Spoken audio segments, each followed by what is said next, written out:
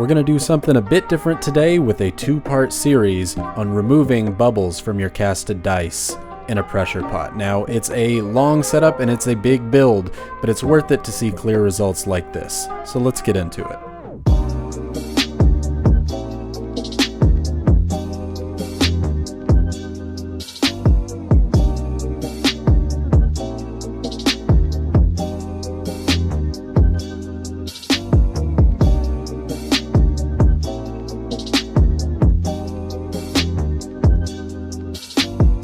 So I learned about this idea and how to do it from Zach Higgins on YouTube. He pretty much has the same problems that I go through and shows you how to fix it. So go check it out. I'll put a link down in the description below.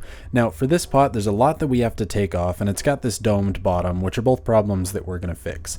I got this air hose as well as this $50 little air pump from Harbor Freight, same as where I got the pressure pot.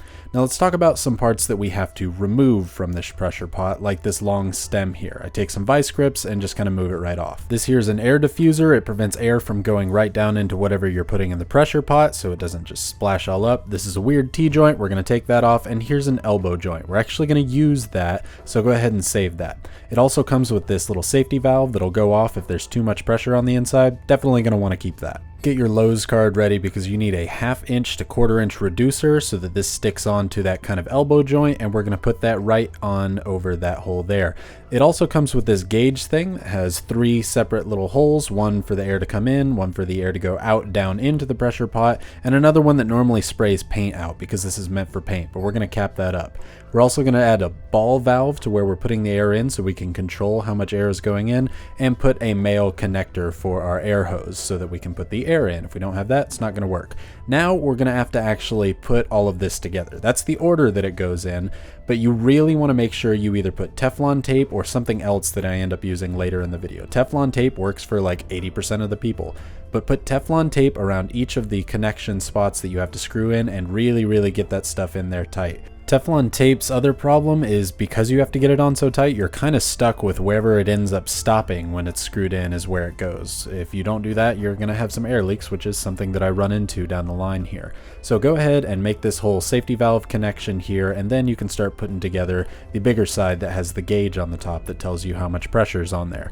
With that gauge on there, you're complete for the lid. As far as sealing these things up goes, it's best to tighten the tops from opposite sides at the same time, or else you're going to have some leakage between the actual lid and the main part of the pressure pot. So now on the end of your air hose, you want to have the female end so it can connect right into your male end of the air hose here so that you can get your air in and pressurize your pot. Now I'm going to test it with some casting resin or epoxy, and I'm going to use this one here. It's my kind of classic Art and Glow one that I like to use, and I mix both parts. It's equal by volume. Mix it up and make sure that you mix it for a good 4 or 5 minutes to get it well incorporated. Now something that you can use for a nice transparent look is this food coloring that everybody has in their pantry. I just put 1 single drop of the green food coloring in there just to give it something interesting to look at, and it's not just a clear white resin epoxy. That doesn't work with all epoxy, but it works with mine. So I take these long pipettes and fill it up on my dice molds that I've made in a ton of other videos because that's what I want to use this for. And I fill up the extra on these little clear measuring cups so that we can get a really good comparison. Now before I said there was a small little divot in the bottom, I found that a normal pot lid fits perfect on there, and it's got a handle for me to pull everything out of. So I set the dice and one of the clear ones in there to give it a test run, lock it up and make sure that it's really tight on all sides, and then I can go ahead and start adding the air. I attach the air pump, open the ball valve, and it starts pressurizing. I'm super happy. This works fantastic, but this is where the beginning of the end starts to happen.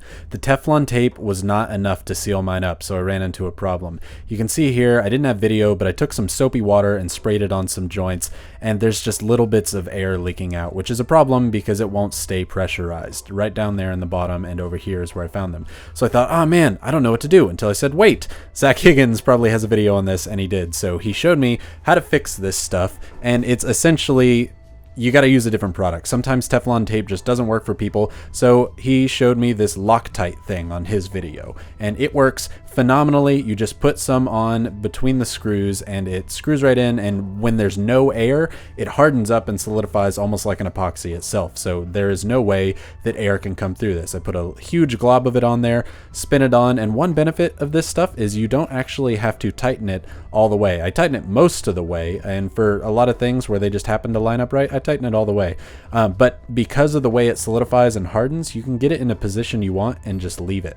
The problem is this stuff takes 3 freaking days to dry, to be sure. So I wanted to make sure that it worked this time, so I took those 3 days, and bam, I've got a completed lid once again that we're going to give it a second shot to. It took a whole remaking of the whole thing, but I poured a whole second set of dice and decided these ones are going to be red just so that I can tell the difference between the first and second, and hallelujah, this one actually stays pressurized, so that's great.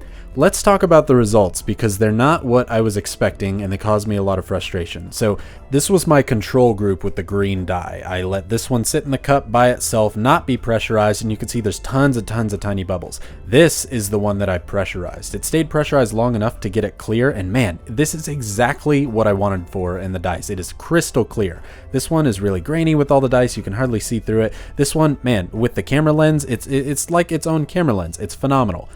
Now, these were cast in little plastic cups, and therein lies the problem with casting these in dice. Let's talk about some of the dice that I cast, because man, this one's okay. It's got a lot of bubbles in it. This is not one that I pressurized, and this is what you could expect to see from results, but this is what I cast. You can see all these tiny little spiky bubbles on the surface of it. I was super frustrated. I had no idea what was going on. I pressurized it and I thought it was okay. It was because the pressure didn't stand up. It didn't last the whole time that there was a problem. So when I recasted it with the red dice, this is the bubble one. You can see you can't hardly see through it at all. Again, not what you want in a clear dice. But I got the same results with this one. Bubbles on the surface that are almost like little spikes. I was super frustrated. I even tried swapping the molds.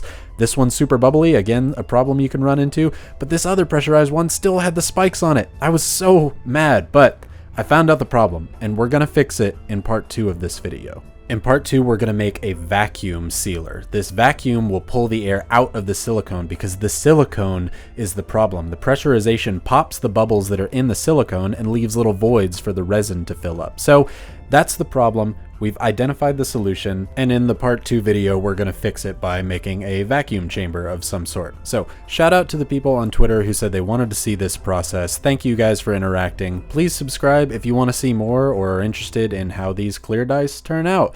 I'll put an item list for what I had to use to make this build in the description down below. Thank you for watching, and I really hope you have a great day.